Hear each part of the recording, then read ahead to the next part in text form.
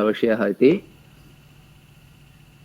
पुस्तकस्य आरम्भे इत्युक्ते प्रथमे पाठे सूक्तिः आसीत्। तदपि अभिज्ञानशाकुन्तलम् इति एक बृहत् काव्यमस्ति। सुन्दरं काव्यं भवति, बहु रम्यं भवति। तत्र वयं सर्वेपि जानीमः, शकुन्तला इति अस्ति, सा का इति जानीमः। तथैव तस्याः पतिः कः इति, तथैव पुत्रः कः, पुत्रस्य नाम एव अस्माकं भारतम् इति नाम आगतम् इति कारणनाममपि वदामः। ततः एका सूक्तिः, तां सूक्तिं पठितवन्तः।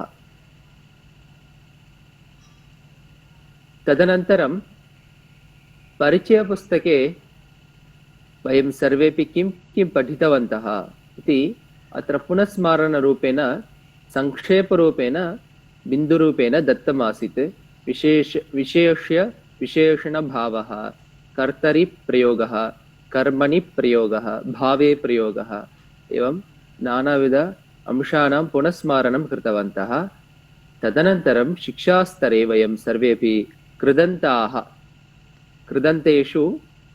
कृदन्तप्रत्ययेषु एकः प्रत्ययः भवति, शत्रुप्रत्ययः। शत्रुप्रत्ययस्य पठनमपि आरब्धवन्तः आस्म। शत्रुप्रत्ययः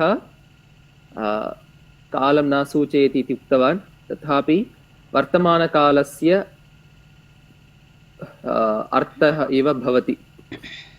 तदपि निरन्तरं यद् कार्यं क्रियते पूर्वं, तथैव अपरं यद् कार्यं क्रियते तदा शत्रुप्रत्ययः भवति। पुल्लिङ्गे, स्त्रीलिङ्गे, नपुंसकलिङ्गे इति त्रिषु लिङ्गेषु ज्ञातवन्तः।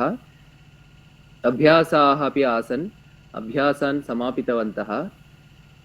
अद्यतनकक्षायां पदसङ्ग्रहः, क्रियापदानां सङ्ग्रहः अत्र दत्तः अस्ति। परिचयस्तरे एव पठितवन्तः, अत्रापि एवमेव अस्ति। सर्वाणां धातूनां पठनं कर्तुं शक्नुमः वा इति चेत् असाध्यं। यदि तादृशं क्रियते वयं भाग्यम् अस्माकं। तथापि एकैक उदाहरणमपि, गर्हति इति क्रियापदस्य गर्ह धातुः, गर्हति, शिशुपालः कृष्णं गर्हति। गर्ह धातोः अर्थः निन्द धातोः अर्थः इव, गर्हति, निन्दति इति अर्थः। तथैव गर्ह्यते इति कर्मणि रूपं, कौरवेण कृष्णः गर्ह्यते इति एकम् उदाहरणमस्ति। गर्हिष्यति इति भविष्यत्कालः, अध्यापकः श्वः गर्हिष्यति।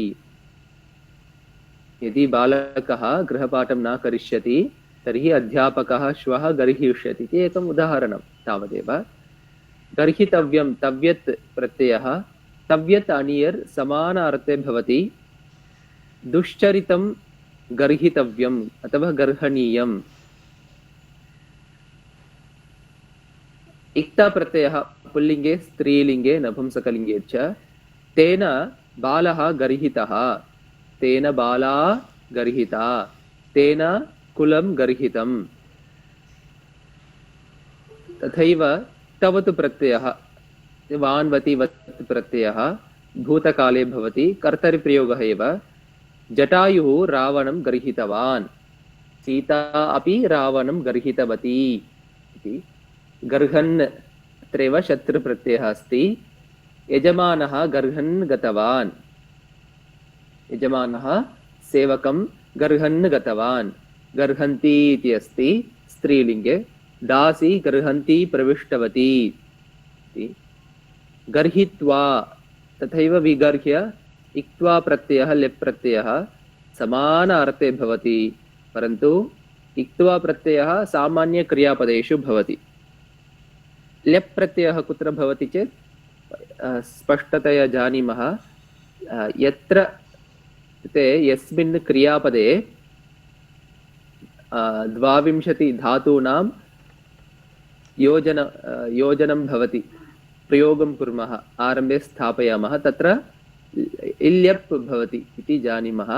विगर्ह्य, उपसर्गं योजयामः क्रियापदस्य अर्थः भिन्नः भवति, उपसर्गस्य योजनेन क्रियापदस्य अर्थः तु समानः भवति कुत्रचित्। तथैव परस्मैपदी धातुः भवति चेत् आत्मनेपदी धातुः भवति, आत्मनेपदी धातुः भवति चेत् परस्मैपदी धातुः भवति। एवं नानाविध परिवर्तनानि भवन्ति उपसर्गस्य योजनेन, उपसर्गाणां योजनेन। जानीमः अत्र गर्हित्वा विगर्ह्य, विगर्हति गर्हति समानार्थे अत्र दत्तः अस्ति। साधुं गर्हित्वा विगर्ह्य सः सन्तुष्टः इति उदाहरणं। गर्हितुम् इति तुमुन् प्रत्ययः, नीचः गर्हितुम् उद्युक्तः, उद्युक्तः इति आरब्धः इति अर्थः। अस्तु, एवं कानिचन उदाहरणानि। अग्रे अस्ति ग्लै धातुः ग्लायति इति। ग्लायति इति क्रियापदं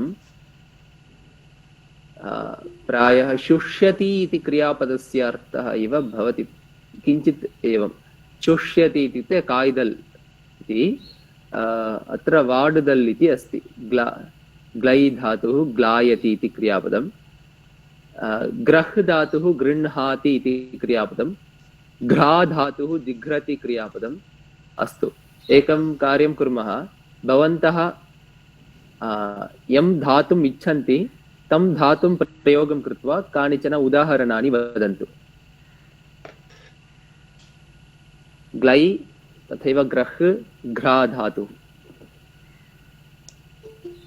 दर्पणः ग्लायति वर्माजी। दर्पणः कन्नाडि वाडुगिरदा, मङ्गि पोर्दल् कुडुत्तिरुक्कीங்க, मग्गि पोगिरदा। अस्तु मतः, दर्पणः ग्लायति इति। अस्तु मतः, उत्तमम्। सस्यानि जलं विना ग्लायन्ति। सस्यानि जलं विना ग्लायन्ति, उत्तमम्। सम्यक्। धीवरः मीनं गृहाति।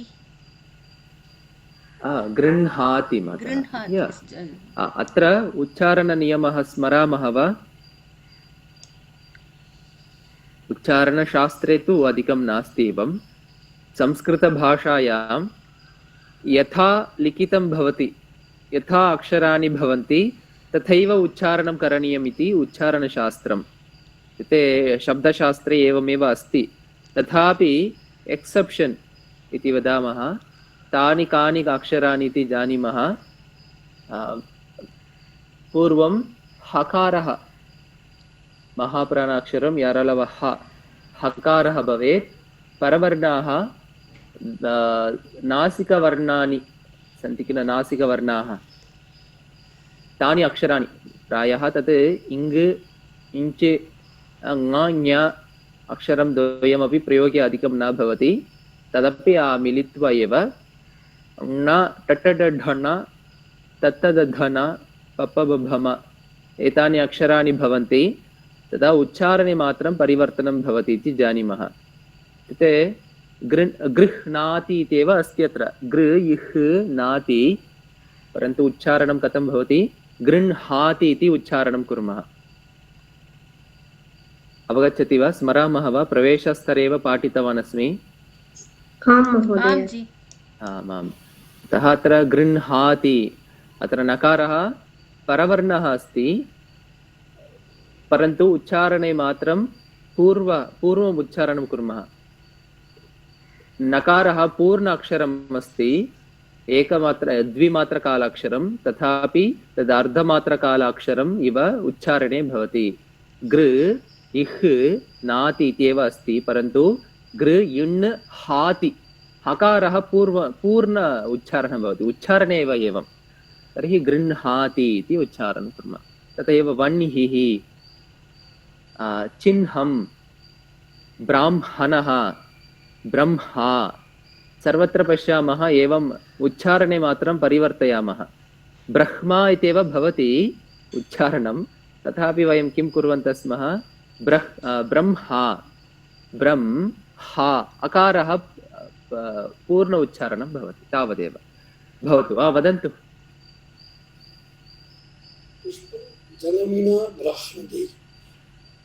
महोदय पुनः वदतु। पुष्पं जलं विना गृह्णाति। कः अर्थः महोदय? गृह्णाति न पिडितुकोल्लुदल्, एडुत्तुकोल्लुदल् इति अर्थः। वाडुदल् ग्लायति महोदय, मेल इरुक्कु पारुंगा। ग्लायति, पुष्पं जलं विना ग्लायति इति। अस्तु महोदय, सम्यक्। राहुः चन्द्रं गृह्णाति। राहुः चन्द्रं गृह्णाति, सत्यमेव। अम्बया शिशुः गृह्यते। अम्बया शिशुः गृह्यते। सम्यक्, उत्तमम्। अतः शुद्धमेव, सम्यक्। अहं पुष्पं जिघ्रामि। जिघ्रामि, उत्तमम्।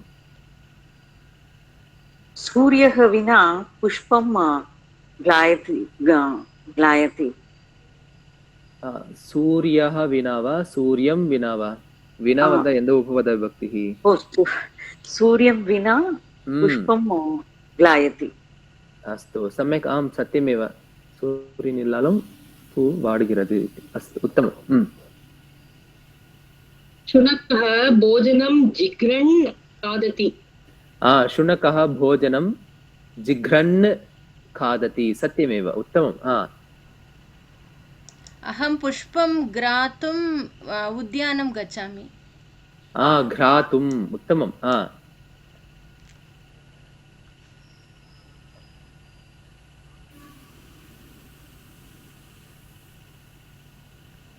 अन्धः भीतिं गृह्णान् सोपयानि आरूढवान्। कः मत? अन्धः, अन्धः, अन्धकारः इति वदामः प्रायः, ब्लैण्ड् इति। सत्यं। सोपानं गृह्णन् सोपानम् आरूढवान् इति। उत्तमं, सम्यक्। श्रीकृष्णः राक्षसं गृहीतवान्। श्रीकृष्णः राक्षसं गृहीतवान् इति। अस्तु, उत्तमम्। गृहिणी स्यूतं गृहीत्वा आपणं गतवती। उत्तमम्।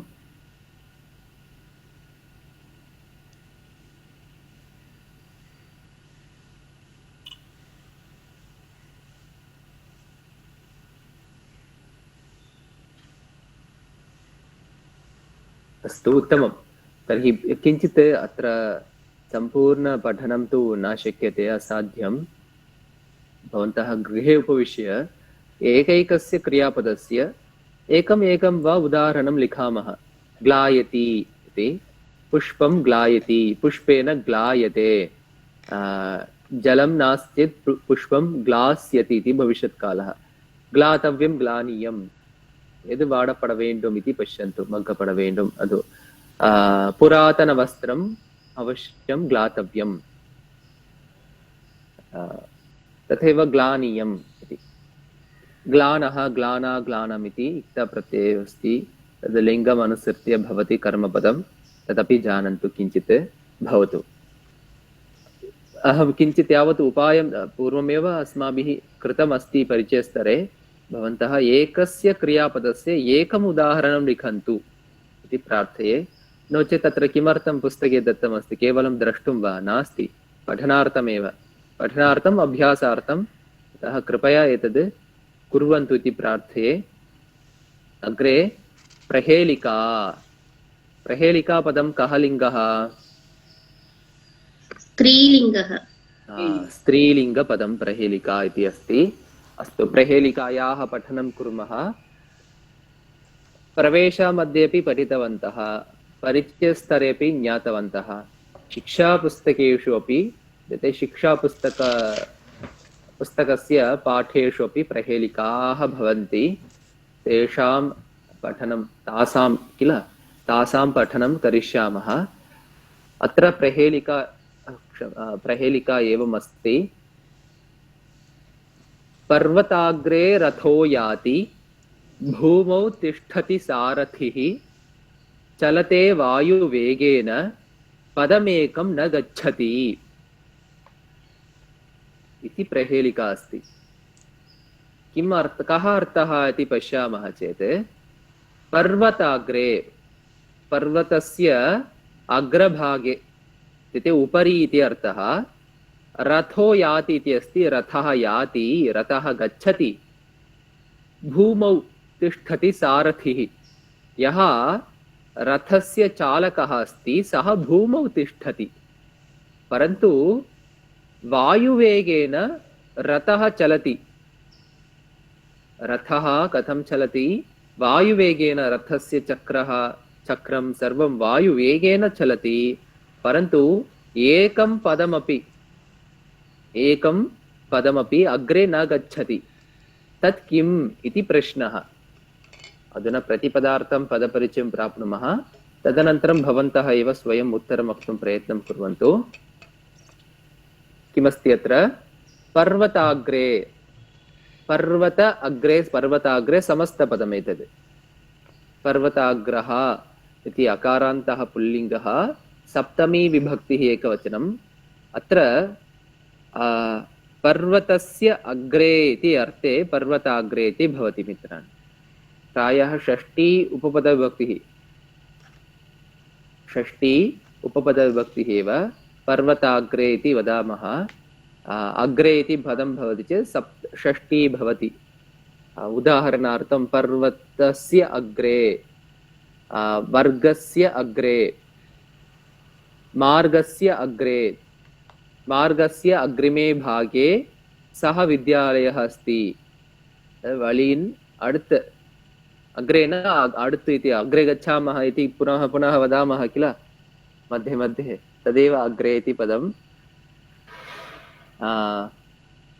परन्तु समस्तपदरूपेण अस्ति अग्रः इति पदम् अस्ति अकारान्तः पुल्लिङ्गः षष्ठी सप्तमी विभक्ति एकवचने स्वीकर्तुम् अर्हति अथवा उपपदविभक्तिः अव्यपदरूपेण अपि स्वीकुर्मः पर्वताग्रे रथो इति अस्ति अत्र रथः विसर्गसन्धिः अस्ति विसर्गस्य उकारादेशः भवति अकारः उकारः ओकारः गुणसन्धिः अपि भवति भवतु अग्रे वयं विसर्गसन्धिमपि पठामः रथः अकारान्तः पुल्लिङ्गः अस्ति याति इति क्रियापदं याति क्रियापदस्य धातुं स्मरामः वा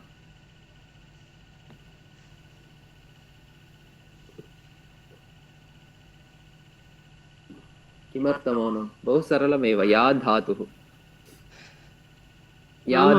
याति क्रियापदं लट्लकारः वर्तमानकालः प्रथमपुरुषः एकवचने अस्ति याति अर्थात् गच्छति इति अर्थः याति भूमौ इति भूमिः कः लिङ्गशब्दः का विभक्तिः अत्र भूमौ मतौ रात्रौ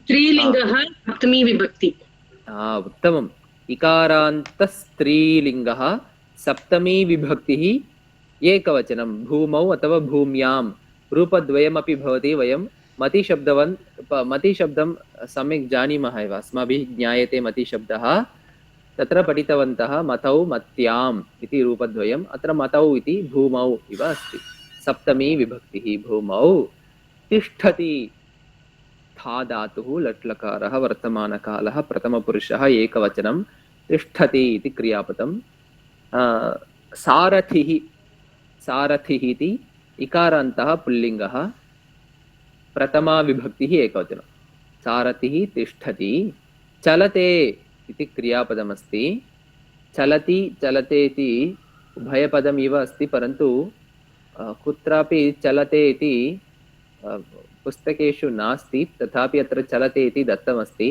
चल् धातुः लट्लकारवर्तमानकाले अस्ति चलते वायुवेगेन समस्तपदं वायुवेगः इति समस्तपदम् अकारान्तः पुल्लिङ्गः तृतीया विभक्तिः एकवचनं वायुवेगेन पदम् एकम् अत्र पदम् अधिक एकं संयोगः गुणिताक्षरमस्ति इम्कारः तथैव एकारः मेकारः भवति पदम् इति अकारान्तः नपुंसकलिङ्गः प्रथमा विभक्तिः एकवचनम् एकं पदम् इति अर्थः। अत्र एकम् इति संख्यावाचकाः विशेषणमस्ति, स्मरामः। एकः एका एकम्। अत्र किमर्थम् एकम् इति नपुंसकलिङ्गे अस्ति? पदं नपुंसकलिङ्गं गुरुजी। पदम् इति पदं नपुंसकलिङ्गः। स्टेप् इति अर्थः। पदम् इत्युक्ते वर्ड् इति अर्थः। समानपदमेव, सेम् स्पेल्लिङ्ग्, समान तत्र अक्षराणि। तथापि अत्र पश्यन्तु, पदम् इति अत्र अर्थः स्टेप् इति अर्थः। मुन्नाडि ஒரு தமிழ் பாஷாयां किं वदामः? ஒரு अडिया, ஒரு அடி. ஒரு अडि, ஒரு अडि கூட न गच्छति। न इति अव्ययपदं, निषेधार्थकं पदं, क्रियापदस्य विशेषणरूपेण भवति। गच्छति गम धातुः इक्ता क्षम्यतां, गम धातुः लट्लकारः वर्तमानकालः, प्रथमपुरुषः एकवचनम्। एवं प्रतिपदार्थं पदपरिचयं प्राप्तवन्तः स्मः। पर्वतस्य उपरि रथः सञ्चरति। रथस्य सारथिः भूमौ तिष्ठति। रथः वायुवेगेन चलति, किन्तु एकमपि पदम् अग्रे न गच्छति। तर्हि किम् उत्तरम् इति प्रश्नः। उत्तरं किं भवति?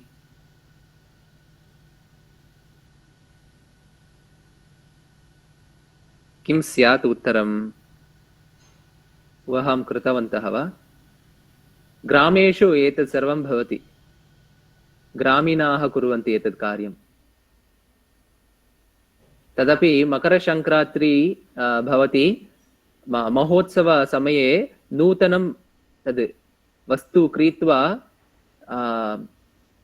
मुद्गान्नम् इति पोङ्गल् न मुद्गान्नम् इति वदामः। पानै इति सत्यं। पानय அல்லது तद् यः करोति सः वा?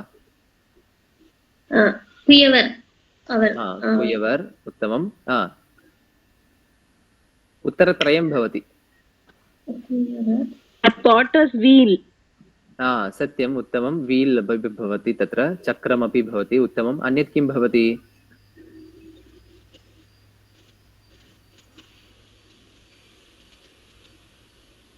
तद् சுத்தி விடணும்னா என்ன பண்ணுவார் அவரு? நின்னுண்டு வேகேன கையால தான் சுத்தி விடுவார். இல்லே, அது ஒரு இது பெரிய வீல பிவட்ல ஒரு தாங்கி மேல நின்னுண்டு அது சுத்தும். அது அந்த அந்த வீல் வந்து ஒரு பிவட், அதுக்கு என்ன சொல்றதுன்னு தெரியலையே.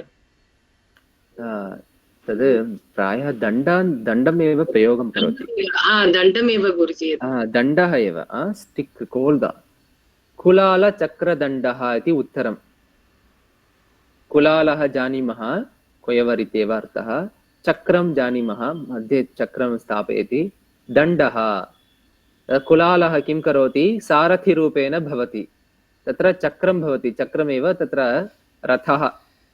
அது கதம் பவதி? அந்த சக்கரத்தை எப்படி வச்சிருப்பான்னு நமக்கு தெரியும். ஒரு நடுவுல ஒரு இது மாதிரி இருக்கும், அச்சு மாதிரி இருக்கும், அதுக்கு மேல வச்சிருப்பார். அத பர்வதः इव पर्वतस्य उपरि स्थापयति तं तत् चक्रं। तथैव दण्डं स्वीकरोति, सम्यक् भ्रामयति, सुत्ति विडुवार, सुत्त वेपार। तदा तद् किं निर्माणं कर्तुं उपयोगः भवति जानीमः। भवन्तः पश्यन्तु तद् कथं निर्माणं कुर्वन्ति इति। यूट्यूब् मध्ये अपि सर्वं द्रष्टुं शक्नुमः। उत्तरं तु कुलालचक्रदण्डः इति। अत्र रथः इत्युक्ते कुम्भकारस्य चक्रम् इति ज्ञातव्यम्, अवगन्तव्यम् अस्माभिः। एतत् चक्रम् एकस्मिन् पीठे अस्ति। एकं पीठं भवति किल, तद् नडुलु ஒரு அச்சு இருக்கும், அது மேல வச்சிருப்பார்। पीठे अस्ति। कुम्भकारः भूमौ स्थित्वा भ्रामयति, अतः एकं चक्रं किं करोति? वायुवेगेन भ्रमति। परन्तु तस्य चक्रम् एकं पदम् अपि अग्रे न गच्छति किल, एकत्र एव भ्रमति तत् चक्रम्। एवं किं प्रहेलिकाकारः वदति, एवमस्ति। तत् किमिति ज्ञातवन्तः? कुलालचक्रदण्डः इति उत्तरम्। स्पष्टं वा? अवगतं वा? आम् महोदय। प्रतिपदार्थं पदपरिचयं सर्वं प्राप्तवन्तः भवतु मित्राणि। एकवारं प्रहेलिकां पठित्वा अग्रे गच्छामः। पर्वताग्रे रथो याति भूमौ तिष्ठति सारथिः चलते वायुवेगेन पदमेकं न गच्छति। उत्तरं कुलाल चक्रदण्डः। कुलाल चक्रदण्डः इति उत्तरं सर्वदा स्मरन्तु। पदार्थम् अग्रे सुभाषितम् अस्ति। यथा वयं गतचक्रस्य पुस्तके सुभाषितद्वयं पठितवन्तः तथैव अत्रापि सुभाषितानि भवन्ति। प्रत्येकेषु पाठेषु द्वे सुभाषिते भवतः। सुभाषितम् इति पदस्य अर्थः कः?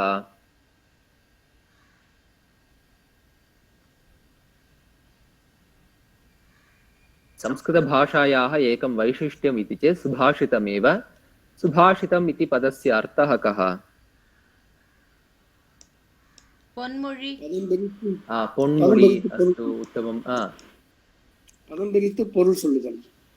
पदं पिरित्तु பொருள் சொல்லுதல் इति। अस्तु महोदय भवतु। सुभाषितम् पदत्कान अर्थम् इति प्रश्नः। सु इत्युक्ते सुन्दरम्, उत्तमं, शोभनम्, अति उत्तमम्, उत्तमं। भाषितम् इत्युक्ते சொல்றது भाषणं वाक्यं वचनम् इति। सत्यम्, उत्तमम्। इत्युक्ते सुष्ठु भाषितं सुभाषितं। सुष्ठु भाषितं सुभाषितं। सुन्दरं वचनं, मङ्गलं वाक्यं, महोन्नत वचनम् इति अर्थः। स्मरामः संस्कृतभाषायाम् एकः वैशिष्ट्यम् इति चेत् तद् सुभाषितमेव भवति। अधिकाधिकानि सुभाषितानि सन्ति, नानाविधसुभाषितानि भवन्ति। तस्य किं सुभाषितानां भागग्रहणं संस्कृतभाषायाः बहु सौन्दर्यं वर्धयति मित्राणि। किमर्थम् एतादृशं भवति चेत् वयं पठामः समानस्थितौ भवामः चेत् महोदय பொன்மொழி பழமொழி பொன்मொழि इति महोदय मातापि उक्तवती। भवतु, उत्तमं, सत्यं। तदेव सुभाषितं किम् अस्ति? वयं अस्मिन् भूमौ स्मः, भारतदेशे स्मः, पुण्यभूमौ। अस्मिन् भूमौ स्मः, प्रतिदिनं जीवनं कुर्मः, जीवन्तः स्मः। अस्माकं जीवने बहवः विषयाः भवन्ति, तद् इतस्ततः अपि भवन्ति। तरङ्गः इव அலைகள் மாதிரி இப்படி அப்படிதான் இருக்கும். तदा किं कुर्मः? समस्थितौ भवामः। कथं समस्थितौ भवामः? समनिலையில் எப்படி இருப்போம்? ஏதாதृश சுபாஷிதானாம் பठनद्वारा. இந்த மாதிரி சுபாஷிதெல்லாம் படிக்கிறச்ச நமக்கு அந்த मनःशान्तिः सर्वं प्राप्तुं शक्नुमः इति वदामः तावदेव। परन्तु सर्वदा इति किम् असाध्यमेव। तथापि सुभाषितानि अस्मान् स्मारयति। अस्मासु भेदः किमपि नास्ति इत्यतः किं वदामः? अयं निजः परो वेति गणनां लघुचेतसाम् उदारचरितानां तु वसुधैव कुटुम्बकम् इति चिन्तयामः। वयं सर्वेपि मनुष्याः एव, अस्मासु भेदः नास्ति इत्यर्थः। वयम् एकं प्रवेशस्तरेव एकं सुभाषितं पठितवन्तः। तथैव समयस्य व्यर्थं न करणीयम् अस्माभिः इत्यतः किं एकं सुभाषितं पठितवन्तः प्रवेशस्तरे। किं तत्? किं कस्य श्वो भविष्यति इति अदल वரும் ஞாபகம் இல்லையா அந்த சுபாஷிதம்? अतः श्वः करणीयानि कुर्यादद्धैव बुद्धिमान्। किम् आरम्भः? என்னென்ன ஆரம்பிக்கும்? श्रूयते वा मित्राणि? वदन्तु सुभाषितम्। श्रूयते एव महोदय, किन्तु न स्मरामि। प्रवेशाल् पठिच सुभाषित ஞாபகம் இல்லையா? ममपि स्मरणे झरिति। किं कस्य श्वो भविष्यति अतः श्वः करणीयानि कुर्यादद्यैव बुद्धिमान् इति। न कश्चित् जानाति न कश्चिदपि जानाति किं कस्य श्वो भविष्यति अतः श्वः करणीयानि कुर्याददेव बुद्धिमान् इति तत्र किम् अस्मान् स्मारयति समयस्य सदुपयोगं कुर्वन्तु श्वः किं भविष्यति इति वयं सर्वे न जानीमः अतः करणीयानि यानि कार्याणि भवन्ति उचितानि कार्याणि अधुना एव इदानीमेव कर्तुम् आरम्भं कुर्वन्तु इति तत् सुभाषितम् अस्मान् स्मारयति न कश्चिदपि न कश्चिदपि जानाति इति आरम्भः सत्यं भवन्तः एतद् सुभाषितम् अहं मम जीवने प्रयोगमपि कृतवान् अथवा कृतवती तथैव बहु लाभाय भवति एतद् सुभाषितं मां सर्वदा स्मारयति इति किमपि सुभाषितम् अस्ति वा आं महोदय वदतु माता भवती आरब्धम् उत्तमं जनाः न परित्यजन्ति इति परित्यजन्ति अस्तु माता तद् सूक्तिः अस्ति अस्तु उत्तमं सम्यक् एव சுபாஷிதம் பிரிச்சாமி சுபாஷிதம் என்னோட வாழ்க்கையில நிறைய மாற்றங்களை கொண்டு வந்தது அதே மாதிரி எப்பவுமே எனக்கு ஞாபகம் வச்சுட்டே இருப்பேன் என்ன ஞாபகப்படுத்து இந்த சுபாஷிதம் தாதுஷம்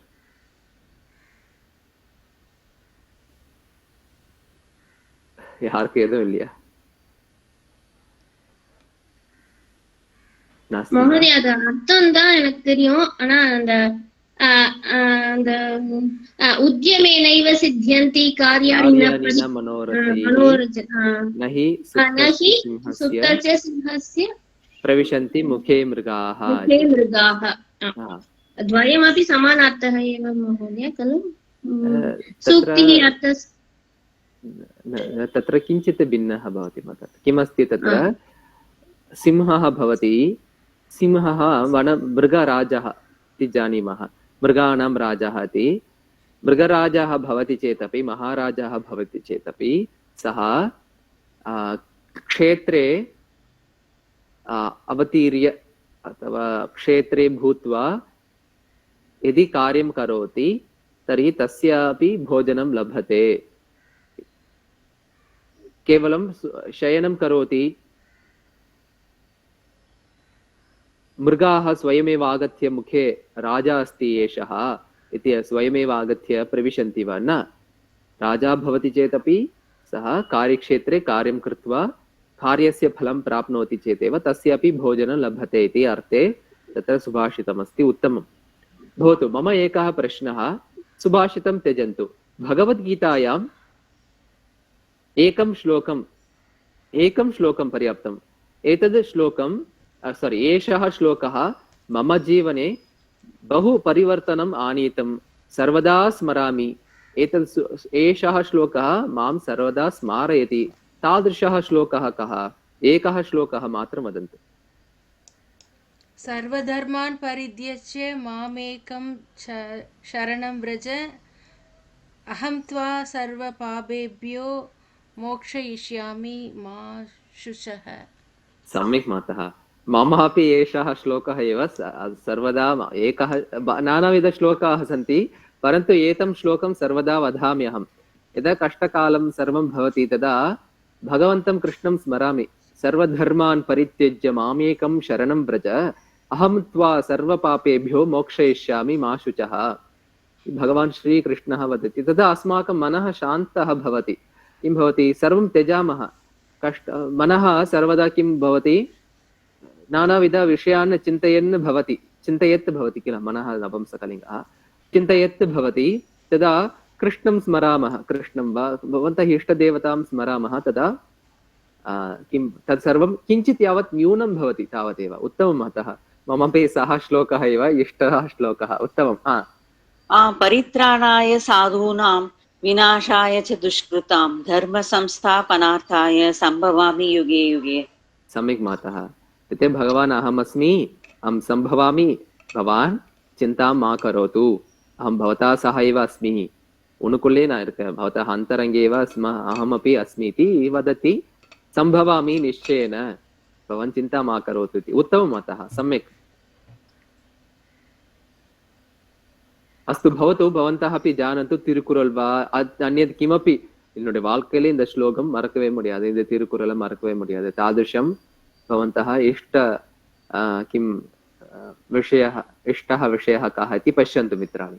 अग्रे सरामः वयं. सुभाषितम् इति नपुंसकलिङ्गपदं, सुष्ठु भाषितं सुभाषितं, सुन्दरं वचनं, महद् वचनं, मङ्गलं वाक्यम् इति अर्थः भवति. नपुंसकलिङ्गं पदम् अस्ति. अत्र सुभाषितम् एवम् अस्ति, दम्भेन लोभेन भिया ह्रिया वा प्रायो विनीतो जन एष सर्वः, वैराग्यतस्त्वा हृदयं विनीतं नरं बलं दुर्लभमेव मन्ये इति सुभाषितं. सुभाषितस्य सुभाषितं वा भवतु यत्किमपि भवति, संस्कृतभाषायां पदानि इतस्ततः भवन्ति. तथैव एकत्र कृतं भवति पदानि. ओरे இடத்துல அப்படியே இது சந்தி சர்வம் कृत्वा स्थापयन्ति. तस् कारणं जानीमः. श्लोकः, स्तोत्रं, मन्त्रः यत्किमपि भवतु, एकः क्रमः अपि भवति. तत्र एतावन्ति पदानि एव भवेत् इति नियमः. மீட்டர் சந்தஸ் इति सर्वं वदामः. அதனால ஒரு இடத்துல அடக்கி இருப்ப அந்த பதங்களை அதெல்லாம் பிரிச்சு நம்ம ஒவ்வொரு வரிசைகள் இருக்கு इति जानीमः. चत्वारि सोपानानि प्रायः चत्वारि सोपानानि भवन्ति. प्रथमं पदविभागः अथवा सन्धिच्छेदः इति वदामः. द्वितीयं सोपानम् अन्वयः भवति. अन्वयः इत्युक्ते पूर्वमेव उक्तवान्, पदानि इतस्ततः भवन्ति, शब्दाः इतस्ततः भवन्ति. तद् क्रमेण एकत्र लिखामः, क्रमेण एकत्र स्थापयामः, तदैव पूर्ण अर्थः कः इति ज्ञातुं शक्नुमः. तर्हि अन्वयः भवति. अन्वयस्य अनन्तरं तृतीयं सोपानं पदार्थः, पदस्य अर्थः कः इति जानीमः. तत्रैव पदपरिचयमपि प्राप्नुमः. पदस्य परिचयः, अर्थः, एकस्य पदस्य कः लिङ्गः, कस्मिन् लिङ्गे अस्ति, कस्मिन् विभक्तौ अस्ति, क्रियापदं वा नामपदं वा सर्वनामपदं वा इति जानीमः. पदपरिचयः अपि तत्रैव भवति. पदपरिचयः तु पुस्तके न भवति, वयम् अस्माभिः एव स्वयं ज्ञातव्यम्. क्षम्यताम्. तृतीयं सोपानम् एतत्. चतुर्थं सोपानं तात्पर्यं किम्, एतत् पूर्णवाक्यस्य तात्पर्यं किम् इति जानीमः. तर्हि प्रथमं पदविभागं कुर्मः. दम्भेन लोभेन भिया ह्रिया वा प्रायो इति अस्ति. अत्र विसर्गस्य उकारादेशसन्धिः, विसर्गसन्धिः अस्ति. प्रायः विनीतो इति अस्ति, पुनः विसर्गस्य उकारादेशसन्धिः. उत्वम् इति वदामः, विसर्गस्य उत्वम् इति. विनीतः, अत्र जन एषः इति अस्ति, जनः एषः. अत्र विसर्गस्य लोपः, लुप्तम् इति अस्ति, विसर्गलोपसन्धिः. तथैव एषः सर्वः इति स्थाने अपि एष इति अत्रापि विसर्गलोपसन्धिः अस्ति, एषः सर्वः. वैराग्यतः, वैराग्यतस्तु इति अस्ति. अत्र किमस्ति, विसर्गस्य सत्वं सकारादेशसन्धिः अस्ति. वैराग्यतः तु, तु अधिक आहृदयं, त्वाहृदयम् इति भवति. उकारः आकारः वकारः भवति. कः सन्धिः अत्र?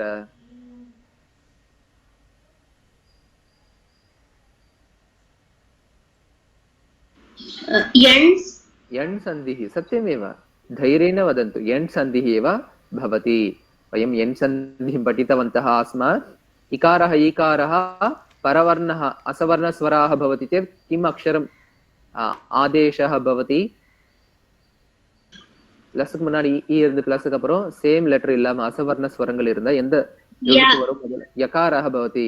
அதே மாதிரி உகாரம் ஊகாரம் இருந்தா வகாரஹ, வகாரஹ ஆதேஷः भवति.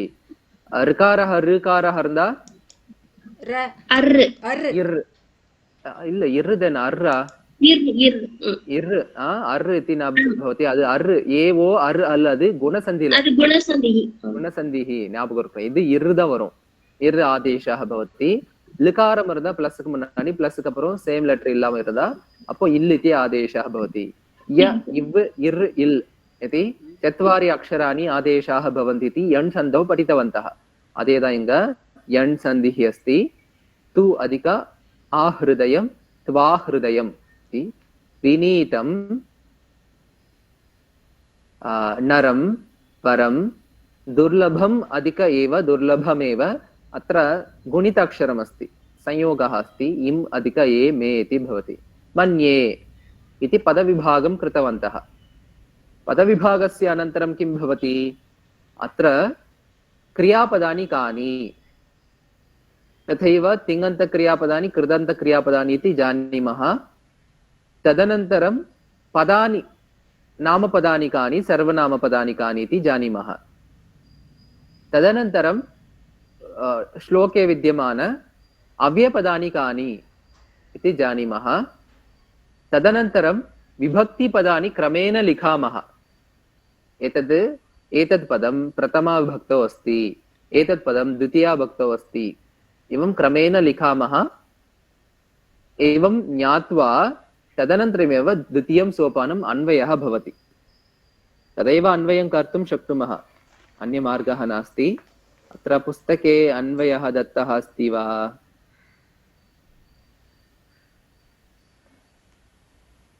पुस्तके अन्वयः नास्ति वा? नास्ति महोदय। अस्तु उत्तमम्। एतत् न पुस्तके प्रतिपदार्थे एव अन्वयः अस्ति। अस्ति मातः पश्यतु अत्र पुस्तके एव अन्वयः अपि कृतः अस्ति। अन्वयस्य अनन्तरमेव प्रतिपदार्थः भवति। प्रतिपदार्थे एव अन्वयः अपि दत्तः अस्ति। साक्षात् तत्र गच्छामः। प्रायः प्रायः इति पदम् अव्ययपदं। प्रायः इति पदस्य अर्थः कः? मोस्ट्ली बहुशः इति अर्थः। प्रायः बहुशः मोस्ट्ली पेरुम्बालुम् अव्ययपदं प्रायः पुल्लिङ्गशब्दः नास्ति स्मरामः। सर्वः अकारान्तः पुल्लिङ्गः प्रथमा विभक्तिः एकवचनं सर्वनामपदम् अस्ति सर्वः। एषः दकारान्तः पुल्लिङ्गः एतद् शब्दः प्रथमा विभक्तिः एकवचनम् एषः सर्वनामपदम् एतदपि स्मरामः। एषः सर्वः एषः जनः अकारान्तः पुल्लिङ्गः प्रथमा विभक्तिः एकवचनं जनः इत्युक्ते मनुष्यः इति अर्थः। प्रायः एषः सर्वः जनः मनुष्यः। दम्भेन दम्भः अकारान्तः पुल्लिङ्गः तृतीया विभक्तिः एकवचनम्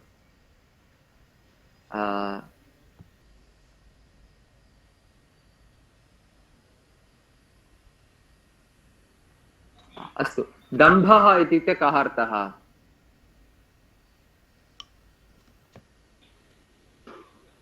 गर्वं गुरुजी। गर्वः इति नास्ति, पोलितनम् इति वदामः। दम्भः इत्युक्ते पोलितनं।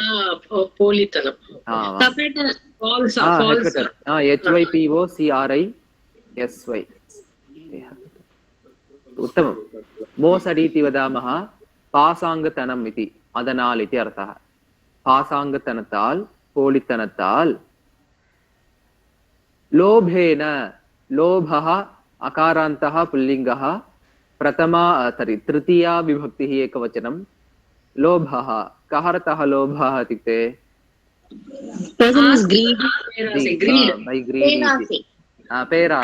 पेरासयाल् भिया।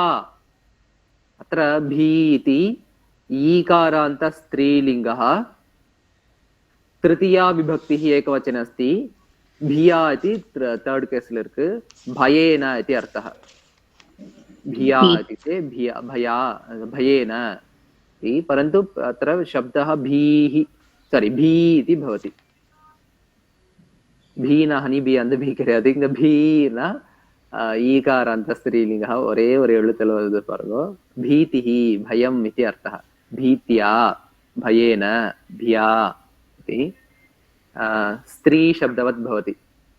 सर्वे स्त्री शब्दं जानीमः, அந்த शब्द மாதிரி இருக்கும் இருக்கட்டும்। ईकारान्त स्त्रीलिङ्गः भयेन ह्रिया एतदपि ह्री शब्दः ईकारान्त स्त्रीलिङ्गः तृतीया विभक्तिः एकवचनं ह्रीतिः इत्यपि लज्जा इति अर्थः क्रिया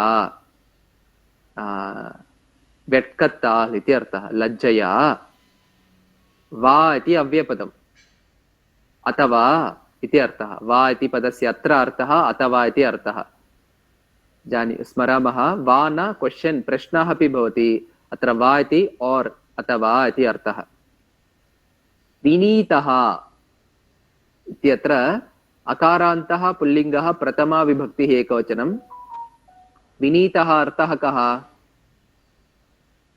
विनयः विनम्रता विनयशीलः They are remaining. humble humility विनयः humble विनम्रता विनयशीलः इति अत्र किम् अस्ति पनिवाल् अदनाल् इति अस्ति किल अस्तु भवतु अत्र किम् अस्ति पदं विनी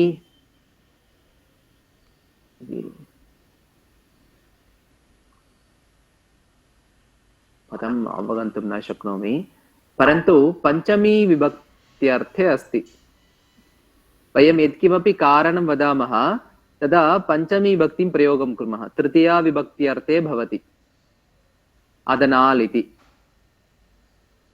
पनिवाल् इति अर्थः विनीतः इति तसिल् प्रत्ययः अस्ति अत्र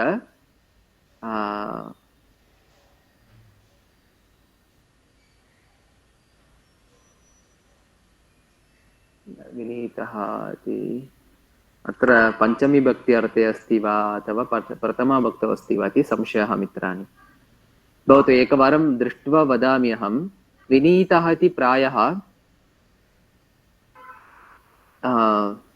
तसिल् प्रत्ययः अस्ति इव भाति विनयशीलतः विनयतः विनम्रतातः इति आदनाल् इति वदामः पासाङ्ग् पनिवाल् इति अहं पश्यामि प्रथमा वा अथवा पञ्चमी वा इति पञ्चमी विभक्ति अर्थे तसिल् प्रत्ययः अस्ति वा इति दृष्ट्वा एव वदामि अहमपि न स्मरामि मित्राणि क्षम्यताम् अग्रे वैराग्यतः अत्र निश्चयेन वैराग्य इति पदम् अकारान्तः नपुंसकलिङ्गः वैराग्यम् इति पदं परन्तु तः इति योजितवन्तः तसिल् प्रत्ययः अस्ति वैराग्यतः वैराग्यत्तिनाल् अदनाल्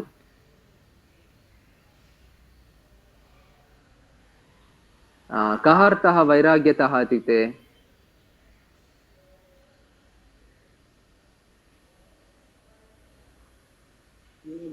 Determination. ஆசையை துறந்து सत्यम् उलग इन्बङ्गलै तुरपदाल् इति अर्थः पञ्चमी विभक्ति अर्थे अत्र तसिल् प्रत्ययः अस्ति स्मरामः तः तः सेतिपो पञ्चमी विभक्ति अर्थे भवति रामतः कृष्णतः आकाशतः सूर्यतः चन्द्रतः इति तः तः इति तसिल् इति प्रत्ययः भवति अद् फिफ्त् केसल् मट्टुम सेतिपो आना अव्ययपदम् अव्ययपदम् என்ன அர்த்தம் ஏகவச்சனத்தில் மட்டும் தான் இருக்கும் ஏகவச்சன ஏவ भवति तः அப்போ बहुवचनத்துக்கு விபக்தி ரூப शब्द தான் வரும் अत्र वैराग्यतः इति तः इति तसिल् प्रत्ययः अस्ति भवतु परन्तु वैराग्यम् इति नपुंसकलिङ्गं पदम् आहृदयम् इति अव्ययपदम् हृदयम् इति नपुंसकलिङ्गं पदमेव परन्तु आहृदयम् इति पदम् अत्र अव्ययपदरूपेण अस्ति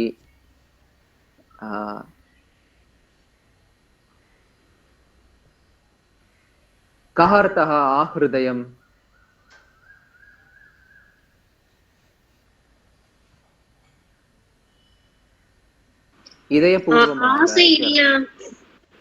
இதயபூர்வமாக इति अर्थः Wholeheartedly. இதயபூர்வமாக உண்மையாக इति अर्थः सिन्सियर्लि वा Wholeheartedly.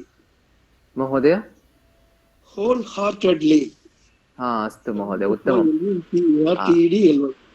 सत्यं महोदय उत्तमम् இதயபூர்வமாக इति अर्थः अव्ययपदम् एतद् परन्तु हृदयम् इति पदं नपुंसकलिङ्गं पदमेव तत्र आ इति शब्दं योजितवन्तः अतः आहृदयम् इति अव्ययपदम् இதயபூர்வமாக विनीतं विनीतः इति अकारान्तः पुल्लिङ्गः द्वितीया विभक्तिः एकवचनமா இருக்கு. அப்போ विनीतः इति पदम् अत्र पञ्चमी भक्ति अर्थத்தில் இல்ல मित्राणि. अत्र पूर्वं विनीतः इति पदं पठितवन्तः. तर्हि अकारान्तः पुल्लिङ्गः प्रथमा विभक्ति तस्सिल இல்ல இங்க. அப்போ विनीतम् विनीतम् इति अत्र विनीतम् इति पदस्य अर्थः कः इति चेत् साधारणமாக इति अर्थः. विनीतम् इति சாதாரணமாக இருக்கக்கூடியதை வரம் वरम् अकारान्तः वरः नरः इति अस्ति वरं नरम् इति अस्तु. तर्हि वरः इति पुल्लिङ्गशब्दः अत्र विशेषणरूपेण अस्ति. कीदृशः नरः? वरः नरः इति. वरं नरं विनीतं वरं नरम् इति अत्र विशेषणं पदमस्ति. नरः इति अकारान्तः पुल्लिङ्गः द्वितीया विभक्तिः एकवचनं तु इति अव्ययपदम् ओकारः एव भवति. मणिदनो इति मणिदनयो दुर्लभं दुर्लभम् इति अकारान्तः पुल्लिङ्गः द्वितीया विभक्तिः एकवचनं दुर्लभத்தை என்று एव अव्ययपदं मन्ये इति मन् धातुः लट् लकारः वर्तमानकालः उत्तमपुरुषः एकवचने अस्ति. मन्ये कर्दुगिरेन् इति अर्थः. किं तात्पर्यम् अस्ति इति चेत् प्रायः सर्वः एषः जनः दम्भेन लोभेन भिया ह्रिया वा विनीतः भवति इति योजयन्तु. एकं वाक्यं भवति. वैराग्यतः आहृदयं विनीतं वरं नरं तु दुर्लभम् एव मन्ये इति सुभाषितकारः वदति. किं पूर्णश्लोक सुभाषितस्य तात्पर्यम्? पेरुम्बालुं मनुष्याः कीदृशाः भवन्ति इति पूर्वं वदति. एवं भवति चेत् तादृशः पुरुषः कीदृशः इति वदति सुभाषितकारः. மனிதன் எப்படி இருக்கிறான், மனிதன் எப்படி இருந்தால் அவனுக்கு என்ன நன்மை, எது சமயக் உத்தமம் உச்சிதம் இதி வததி சுபாஷிதகாரः. மனிதன் பேராசை உடையவனாகவே இருக்கிறான். பயத்தால் பயேன ह्रियेन ह्रिया तथैव भीत्या लोभेन दम्भेन एतादृशः प्रायः एतादृशाः जनाः भवन्ति इति वदति. अनन्तरं most of the people are நேச்சுரலா இல்ல குருஜி. அது வந்து ஏதாவது ரீசனுக்காண்டிதான் அவ பண்ணி உள்ளவாளா காமிச்சுக்கிறா. வெட்கம் பயம் அதான் பேராசை எதுக்குன்னு அவ அது ஒரு நேச்சுரலா எந்த ஒரு மனிதன் நிஜமாவே எல்லாத்தையும் துறந்து அந்த பணிவுங்கிறது அவனுக்குள்ள இருக்கிறதோ அந்த மாதிரி மனிதனை வந்து பார்க்கறது ரொம்ப அரிது, துர்லபம், அரிது அரிது. மானிடராய் பிறப்பது அரிது इति महावीर पाठी वदति. तथैव अत्र एतादृशाः पुरुषाः दुर्लभाः इति दुर्लभத்தை நான் கருதுகிறேன், துர்லபமை என்றே கருதுகிறேன் इति वदति. अस्तु, उत्तमं. वैराग्यतः हा हृदयम् इति हृदयपूर्वकं सः विनीतः भवति चेत्, विनीतः पुरुषः भवति चेत् सः नरः, तादृशः नरः दुर्लभम् इति मन्ये इति सः वदति सुभाषितकारः. नान् इप्पडि करुदुगिरेन् इति. सत्यमेव. मनुष्याः पश्यन्तु, किमपि कार्यार्थं प्रतिदिनं छद्मवेषधारिणः भवन्ति. अवश्यं कार्यं निश्चयेन करणीयमेव. अस्मिन् किं भूमौ सम्पादनं करणीयमेव. आक्षणमपि ज्ञानार्जनं तथैव द्रव्यं धनं वा अर्जनं करणीयमेव. परन्तु सः वेषं धृत्वा करोति चेत् सम्यक् नास्ति. सम्यक् उत्तमरीत्या सः यद् अस्ति तद् हा हृदयं कार्यं करोति तदा सः उत्तमः पुरुषः भवति. परन्तु तादृशः पुरुषः दुर्लभम् एव इति अस्ति. उत्तमं, सम्यक्. अन्यथा तात्पर्यं किमपि वक्तुम् इच्छन्ति वा भवन्तः? most of the people are pretending to be humble because of that greediness or fear of others, and really not so. सम्यक्, उत्तमं महोदय. अस्तु, एकं कार्यं कुर्वन्तु भवन्तः. सुभाषितं पठितवन्तः सुभाषितस्य सामान्य तात्पर्यं किम् इति स्वयं लिखन्तु अवगतं किल प्रायः सर्वः एषः जनः सर्वे जनाः स्वस्वजीवने दम्भेन लोभेन भयेन भयमिति शब्दम् अत्र सामान्यपदं योजयन्तु भी इति धातु क्रियापदं नामपदं विहाय भयमिति पदम् अस्ति भयेन ह्रीः इति एकं पदम् अस्ति इति ह्रीः इति एकं पदम् अस्ति रीह्या किमपि योजयन्तु नूतनं पदं तत्र अस्माकं डिक्शनरी मध्ये अन्वेषणं कुर्वन्तु कोशान्वेषः भवति तत्र अन्वेषणं कुर्वन्तु पदस्य अन्यानि पदानि सामान्यपदानि अपि भवन्ति तानि प्रयोगं कृत्वा सामान्यसुभाषितस्य तात्पर्यं लिखामः अवश्यं निश्चयेन अवगन्तुं शक्नुमः शीघ्रं सुभाषितमपि सरलतया भवति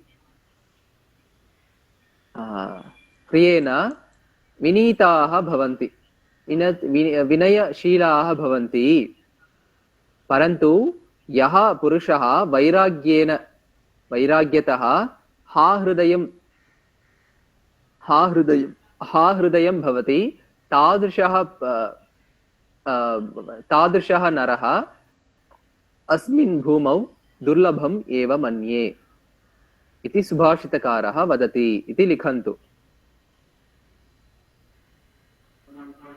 अवगतं वा किम् उक्तवान् इति कथं लेखनं करणीयमिति सामान्य तात्पर्यम् एकं कार्यं कुर्वन्तु अत्र पुस्तके तात्पर्यम् अस्ति एकवारं पूर्ण तमिळ् भाषायाम् अथवा आङ्ग्लपुस्तकम् अस्ति आङ्ग्लभाषायां पठित्वा अवगच्छन्तु अवगमनं भूत्वा तदनन्तरं एतदेव अनुवादमपि कुर्वन्तु कृत्वा पश्यन्तु ஒரு தடவை ट्रान्स्लेशन् பண்ணி பாருங்க अनुवादं कृत्वा किञ्चित् यावत् पदानां सङ्ग्रहः भवति चिन्तनं भवति नो चेत् किं कुर्मः पुस्तके विद्यमानतात्पर्यं पठित्वा मौनं तूष्णीं भवामः तद् न आवश्यकं तादृशं भवति चेत् निश्चयेन भाषायाः वर्धनम् अधिकं न भवति मम प्रार्थना एषा एव पदत्रयं वा पदचतुष्टयं वा योजयित्वा एकं वाक्यमपि अत्रापि तात्पर्यरूपेण लिखन्तु मित्राणि इति मम प्रार्थना तिर्चि कूड सोल्ललाम कथं वदामः मनुष्यः प्रायः भयेन भवति तथैव लोभेन भवति भिया भवति भीत्या भवति भयेन भवति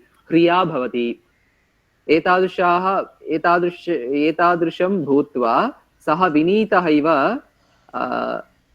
नटनं करोति नाटकं करोति परन्तु यः पुरुषः वैराग्यतः आहृदयं विनीतः भवति तादृशः पुरुषः अस्मिन् भूमौ दुर्लभम् एव मन्ये इति सुभाषितकारः वदति नाने पल तडव माति माति लैक् कथञ्चित् वाक्यरचना अस्माभिः करणीया एव अतः भवन्तः सरलवाक्यानि पदत्रयं वा पदचतुष्टयं वा योजयित्वा सुभाषितमपि लिखन्तु मित्राणि तदा भाषा निश्चयेन सरलं भवति इति उक्त्वा समापयामि श्वस्तनकक्षायां श्वः तु कक्षा नास्ति किल अस्तु पुनः गुरुवासरे शिक्षावर्गः भविष्यति